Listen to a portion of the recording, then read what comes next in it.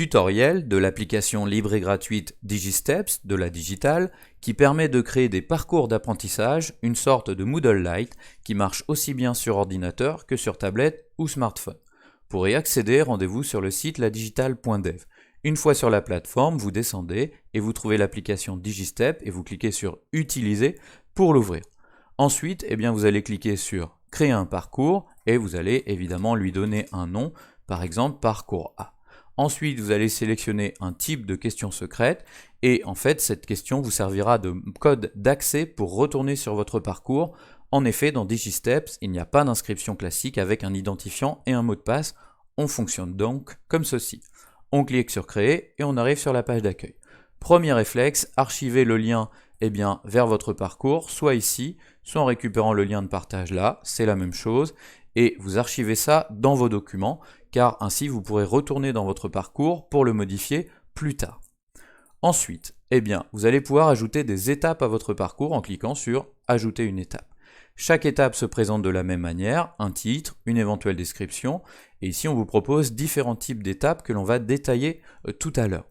Chaque étape peut être associée à une couleur et évidemment, par souci de cohérence, on essaiera de donner la même couleur à chaque type d'étape pour donner une uniformité au parcours. On va commencer par séance. Séance vous permet finalement de programmer un cours soit en présence, soit à distance. Et c'est vrai qu'on utilisera surtout ça par exemple pour les visios. Donc imaginons une petite visio introductive qui permettra d'expliciter l'activité aux élèves. J'indique donc ici qu'il s'agit donc d'une séance ici à distance. Je vais sélectionner le jour, je sélectionne le début, 11h15, par exemple la fin à 12h15, et ensuite je vais indiquer l'adresse de la visio. Je récupère mon lien de visio, je l'intègre à mon parcours et j'indique la durée approximative, 1 heure par exemple. Ensuite, vous avez également la possibilité de verrouiller l'accès à la visio par un code d'accès si vous le souhaitez ou non. Ici, on va laisser ça comme ça. Ensuite, on peut utiliser différents types d'icônes, icône visioconférence, pas de problème. Et pour nous, une visio, ce sera rose. Ensuite, on clique sur Valider, voilà, c'est fait. On va ajouter une nouvelle étape, et cette fois, on va utiliser Section. Section, cela vous permet de séquencer votre parcours par thème ou partie, avec donc une séparation entre les types d'activités. On va donc faire un premier thème, Paris, ville mondiale. Imaginons qu'on organise un parcours autour de l'étude de Paris. Éventuellement ici, une petite description, voilà, découverte de la capitale et de ses éléments. Et pour nous, une section, ce sera bleu. On valide, voilà, c'est fait. On va ajouter un nouveau type d'étape, et cette fois on va choisir document, qui peut être un fichier ou un lien. Donc on sélectionne document, on va pouvoir mettre un titre, on va commencer par un lien. Par exemple, on va mettre une petite vidéo de présentation sur Paris, on peut ajouter une description si on le souhaite. Ici on indique que c'est un lien, et je vais donc récupérer le lien vers ma petite vidéo ici, voilà, et je vais l'intégrer tout simplement là. J'ai la possibilité d'indiquer une durée estimée de consultation. Ici, c'est une vidéo qui dure 5 minutes. Je peux ajouter un code d'accès ou non. Et ici, là encore, je peux sélectionner une icône. Et là, c'est une vidéo Peertube. Pour moi, un document, ce sera jaune. Et je clique sur Valider. Voilà. Je vais ajouter un autre document. Donc, ajouter une étape, ajouter un document, mais cette fois un fichier. Donc là, par exemple, voilà, ce sera un dossier à consulter sur Paris. Donc voilà, je donne la consigne à consulter, et cette fois, ça n'est pas un lien, mais un fichier. J'ai le droit donc de télécharger un fichier dans DigiSteps jusqu'à 2 mégaoctets. Je clique sur sélectionner un fichier, et dans mon ordinateur, je vais sélectionner mon dossier, par exemple ici un PDF, je clique sur ouvrir, et voilà. J'indique également éventuellement la durée de consultation, par exemple 10 minutes. Je peux ajouter un code d'accès ou non à ce document. Alors le code d'accès peut avoir plusieurs utilités. La première, c'est si vous souhaitez bloquer un document, par exemple une reprise ou une correction, et dans ce cas-là, vous donnerez le code d'accès au moment opportun à l'élève. Ou alors, ce code d'accès peut vous permettre de vous assurer que l'élève a consulté les étapes précédentes en lui donnant un indice. Par exemple, là, moi, c'est ce que je vais faire.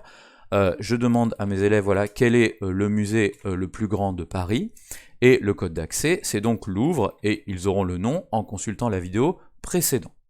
Ici, je sélectionne là encore l'icône, c'est un PDF, et je reste sur le jaune puisque c'est un document. Je clique sur Valider et je patiente le temps du téléversement. Voilà, c'est fait. On m'indique d'ailleurs ici que le document est bien verrouillé par un mot de passe. On va ajouter un nouveau type d'activité. Cette fois, on va choisir exercice. Alors, ça se présente exactement de la même manière que document ici. Hein. Simplement, vous allez pouvoir insérer un lien ou un fichier vers un exercice que l'élève va pouvoir télécharger ou consulter en ligne pour le réaliser. Donc ici, par exemple, je vais indiquer un petit quiz en ligne. Voilà, un quiz à compléter. Je vais aller chercher le lien vers mon quiz. Ici, donc, c'est un quiz La Cuisinière. Je retourne ici, je colle mon lien. Effectivement, c'est un lien. Là encore, la durée d'estimation, 10 minutes. Je peux mettre un code d'accès ou non. Et ici, je peux choisir différentes icônes. On va garder l'icône exercice. Et pour moi, l'exercice, ce sera violet. Et je clique sur valider. Voilà, mon exercice est ici. On va ajouter un dernier type d'étape. Et cette fois, c'est l'étape activité. Alors, activité, cela va vous permettre de proposer à l'élève un travail, un document qu'il va éventuellement pouvoir télécharger pour le compléter avant de vous redéposer sa copie, sa production dans Digisteps et éventuellement avec une évaluation. Donc ici, on va mettre par exemple un questionnaire à réaliser. Donc questionnaire que l'élève va devoir télécharger et redéposer dans Digisteps. Donc ici, type de ressources, alors là encore, ça peut être un lien, par exemple vers un exercice en ligne, mais ici ce sera un fichier à télécharger et à compléter. Là encore, je sélectionne mon fichier. Donc ici, je vais aller chercher par exemple mon questionnaire. Ici, c'est un fichier OpenOffice à travailler dans ordinateur, mais si vos élèves travaillent sur smartphone ou tablette, préférez un PDF car ils pourront l'ouvrir et le compléter à l'aide d'éditeurs en ligne comme par exemple Zodo, mais il y en existe bien d'autres. Alors, j'autorise le dépôt, oui, et ce dépôt pourra se faire par un lien ou par un fichier, l'élève pourra choisir. Donc ça c'est très pratique. Imaginons par exemple que vous demandiez à votre élève de faire une carte mentale, il peut la faire soit avec une application en ligne, et dans ce cas-là il vous dépose un lien, soit par exemple dans LibreOffice, et dans ce cas-là il vous dépose un fichier, ou alors il vous fait ça en version papier sur une feuille, et il vous envoie une photo, puisque par exemple Digisteps fonctionne aussi très bien avec un smartphone. Ensuite, on peut ajouter les critères d'évaluation, alors soit des critères de réussite, soit des compétences. Donc moi ici, j'aurai analysé un document. Je choisis le niveau d'évaluation, donc 4 niveaux de réussite. Je peux en ajouter autant que je veux. Donc là, par exemple, j'ai aussi la compétence rédiger une réponse correcte. Et là encore, ce sera sur 4 niveaux de maîtrise. La durée, si je le souhaite, mettons ici un quart d'heure, un code d'accès ou non si je le souhaite, et là encore le choix d'une icône, ici je vais conserver l'icône activité, et pour moi activité ce sera orange, et je valide. Voilà, l'ensemble de mon Digisteps est prêt, je pourrais ajouter éventuellement une autre section pour passer à la suite, et je vais pouvoir partager ça avec les élèves. Alors comment partager ça avec l'élève ? Plusieurs solutions. Ici, vous avez l'icône de partage, soit un lien que vous leur donnez et sur lequel ils cliqueront pour ouvrir le Digisteps, soit vous générez un QR code et ils pourront le scanner, QR code que vous pouvez bien sûr enregistrer, archiver ou imprimer sur une fiche activité par exemple, et vous avez également ici le code d'intégration si vous voulez mettre votre parcours sur un blog ou autre par exemple. Donc ici on va se contenter du lien que l'on va donner à l'élève. Et on va d'ailleurs ici terminer l'édition, c'est-à-dire tout simplement se déconnecter de notre Digisteps. Voyons ce que ça donne du point de vue de l'élève. Donc l'élève a récupéré le lien, il ouvre le Digisteps, et voilà. Donc ici, il a accès à la visio, sans aucun problème. Ici, il a accès à la vidéo, qu'il va pouvoir consulter en ligne. Ici, il a accès au dossier, mais seulement s'il a la réponse à cette question, l'indice. Donc ici, la réponse était le Louvre, il clique sur valider, et il peut alors consulter et télécharger le PDF s'il le souhaite. Ici, ce petit quiz, qu'il va pouvoir également réaliser en ligne. Et enfin, le questionnaire qu'il va pouvoir télécharger et compléter. Il peut consulter les critères d'évaluation, et ensuite, il peut tout simplement télécharger le document dans son ordinateur, pour ensuite l'ouvrir, le compléter, travailler dessus avant de le renvoyer. Donc ici il y a le document, il va pouvoir indiquer les réponses, enregistrer son document et le redéposer. Imaginons que cette étape est déjà faite.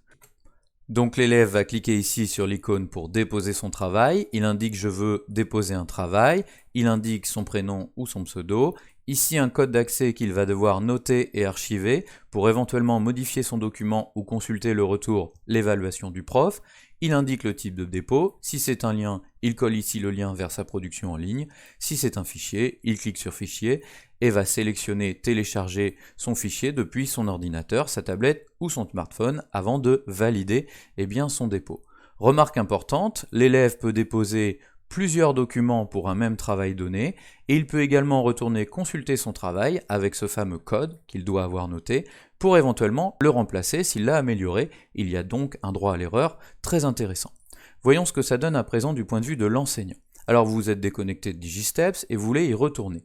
Pour cela, vous récupérez le lien vers votre Digisteps que vous avez archivé précieusement, vous l'ouvrez et vous allez le déverrouiller. Ici on est en mode lecture, pour passer en mode édition, on clique sur le cadenas et avec cette fameuse question secrète, on rouvre notre Digisteps en mode éditable. Ici, on nous indique qu'on a des copies, la copie de tome que l'on peut bien sûr télécharger pour l'ouvrir, la consulter, éventuellement la noter, la commenter, etc. Et ensuite, on va pouvoir l'évaluer. On clique sur évaluer, imaginons que les réponses étaient plutôt bonnes et qu'elles étaient très bien rédigées. Je peux ajouter ici un petit commentaire si je le souhaite, mais remarquez qu'on ne vous permet pas de déposer une copie corrigée de l'élève. Vous pouvez cependant contourner ce problème comme ceci. Il vous suffit d'aller déposer les copies dans un cloud, donc ici c'est Nextcloud, pour créer tout simplement un lien de partage. Donc ici j'ai corrigé la copie de Tom avec des annotations, je l'ai déposée, je récupère donc ici mon lien de partage, je retourne dans Digistep et j'indique voici ta copie, et je vais tout simplement sélectionner ta copie pour indiquer un lien cliquable vers cette copie qui est en ligne dans le cloud. Je clique sur enregistrer, voilà c'est fait, je peux bien sûr supprimer une copie. Remarquez que si l'un de vos élèves a perdu son code d'accès, vous pouvez lui redonner, vous le retrouverez ici à côté de chaque nom d'élève. Voyons maintenant ce que ça donne du point de vue de l'élève. Donc l'élève, vous lui avez indiqué que la copie est corrigée, donc il va pouvoir la consulter. Il clique ici, il indique je veux donc consulter un travail, il rentre ces fameux 6 chiffres, et voilà, il a accès à son commentaire, à ses compétences validées, et ici à sa copie en ligne, puisqu'elle est dans un cloud, et il va pouvoir justement consulter les annotations, etc. Remarquez que l'élève peut à nouveau remplacer son fichier par un nouveau, donc si vous êtes dans le cadre d'une évaluation formative, vous pouvez donner ici des pistes d'amélioration, et permettre à l'élève de déposer un nouveau fichier à la place du précédent, c'est donc aussi quelque chose de très intéressant. Dernier élément, dans Digisteps, vous pouvez évidemment à tout moment déplacer des modules comme ceci. Vous pouvez également les masquer, ils n'apparaîtront pas pour l'élève, ils n'apparaîtront que lorsque vous les démasquerez, comme ceci. Et vous pouvez bien sûr ajouter tout un tas d'éléments par la suite. Vous pouvez bien sûr supprimer et éditer un document pour le modifier à votre volonté. Dernière chose, toutes les modifications que vous opérez s'enregistrent automatiquement sur le Digisteps de l'élève. Il n'y a donc pas besoin de lui renvoyer un nouveau lien. C'est donc extrêmement pratique, vous lui donnez un lien une fois, et ensuite toutes les modifications que vous faites dans son parcours apparaissent automatiquement. Voilà maintenant, vous savez tout, et c'est donc à vous de jouer.